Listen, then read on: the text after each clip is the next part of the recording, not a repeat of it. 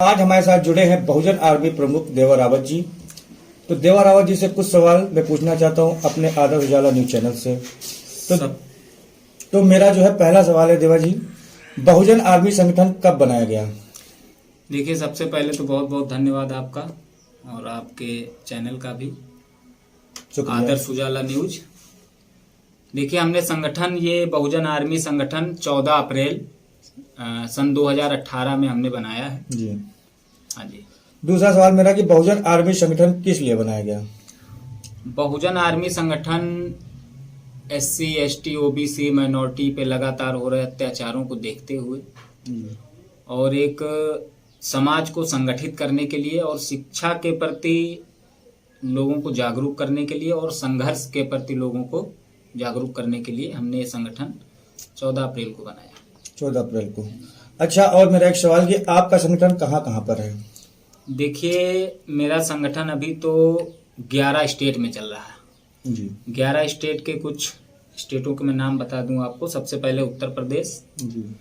फिर बिहार, झारखंड, पंजाब, हरियाणा, मध्य प्रदेश, गुजरात, उड़ीसा, कर्नाटका, राजस्थान।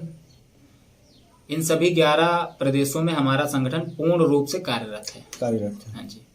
ठीक है। अच्छा, आपके संगठन का कार्य क्या है? मेरे संगठन का काम यह है कि SC ST OBC माइनॉरिटी को एक मंच पर लाना, उनके ऊपर हो रहे अत्याचारों पर लड़ना। बेबाकी से मैं बोलता हूँ, कहीं कोई अत्याचार होता है, जुल्म होता है, ज्यादती होती है तो मेरा संगठन सबसे पहले पहुंचता है जी। चाहे आप पिपरी की घटना को ले लीजिए, चाहे आप हाथरस की घटना को ले लीजिए, चाहे आप लखीमपुर की घटना को ले लीजिए। सबसे पहले हमारे संगठन के पदाधिकारी कार्यकर्ता वहां पे जाते हैं और उनको न्याय दिलाने का प्रयास करते हैं। जी। अच्छा, दलितों पर जो लगातार अत्याचार हो रहा है उस पर आप क्या कहना चाहेंगे? सरकार की विफलता है। जी। सरकार को आप बता रहे हैं। हाँ, सरकार जो है, ये जो बीजेपी की सरकार है, ये जो दलितों की हत्या होती है, रेप होता है, उसकी कीमत लगाती है। जी। अभी आप देखिए, लखीमपुर में घटना हुई, उसकी भी कीमत लगाई गई। हाथरस में घटना हुई, उसकी भी कीमत लगाई गई। और अभी जितनी भी घटनाएं हुई हैं पीछे, उन सभी को कीमतों के माध्यम से उनकी बोली कीमत जो भी आप सोचिए लगाया जाता है। वो परिवार को चुप कराने का एक माध्यम है। तो ये सरकार विफल है। अच्छा, सरकार के बारे में क्या कहना चाहेंगे आप? मैंने बोला सरकार विफल है और सरकार को सोचना चाहिए कि अभी 2022 का चुनाव नजदीक है और कम से कम अब उसको होश में आ जाना चाहिए सरकार को। और दलितों, बहुजनों पर, सभी वर्गों, सभी धर्मों पर जो अत्याचार लगातार हो रहा है उसको ध्यान में रखते हुए सरकार को कड़े नियम कानून बनाने की जरूरत है। जी। हाँ जी। अच्छा, चंद्रशेखर रावण के बारे में क्या कहना चाहेंगे? बहुत अच्छा नेता है चंद्रशेखर रावण और समाज के लिए लड़ता है और कहीं ना कहीं से मेरा दोस्त, मेरा मित्र, जो भी आप कह लीजिए, हमने कुछ दिन साथ में काम भी किया है। जी। ठीक नेता है। दलितों, बहुजनों, माइनॉरिटियों के अत्याचारों पर, उनके खिलाफ हो रही जुल्मों पर पहुंचता है, काम करता है। ठीक है, बहुत अच्छा। चाहे मेरा और सवाल है कि इस चुनाव में किस तरह आप जाएंगे? देखिए, इस चुनाव में मैं किस तरफ जाऊंगा ये तो अभी नहीं पता है, लेकिन मैं जाऊंगा उस तरफ जी। जो सरकार हमारे समाज को प्रोटेक्शन देगी। जी। जी। मेरी बात चल रही है, जो सरकार हमारे समाज की चीजों पे, जैसे मानवर साहब ने कहा था, जिसकी जितनी संख्या भारी उसकी उतनी हिस्सेदारी। जी। तो हम लोग हिस्सेदारी चाहते हैं सभी सेक्टरों में। जी। जी। जी। तो जो सरकार से मेरी बात होगी, जिससे भी हम लोग जो है हमारी चीजों पे जो एग्री होगा, हम उस तरफ जाएंगे और पूरा साथ देंगे। जी। और मेरा एक सवाल कि लखीमपुर घटना पर क्या बोलेंगे आप? बहुत ही पीड़ादायक घटना है, बहुत ही दुखदाई घटना है।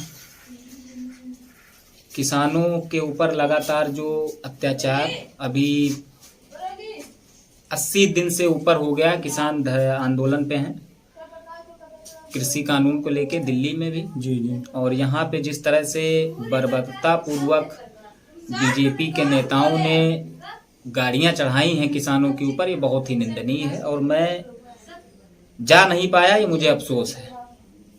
लॉ एंड ऑर्डर का हवाला देके लगातार मुझे रोका गया, जी तो मुझे इस बात का दुख है। और जब भी ये आदेश आएगा पुलिस प्रशासन के द्वारा कि वहां पे लॉ एंड ऑर्डर सही हो गया, मैं सबसे पहले जाऊंगा वहां पे, पीड़ित परिवार से मुलाकात करूंगा। और मुझे इस बात की थोड़ा खुशी है कि वो जो आरोपी है वो पकड़ा गया है। जी जी और मैं ये चाहूंगा कि डे बाय डे इस केस की सुनवाई हो और बहुत जल्द जी।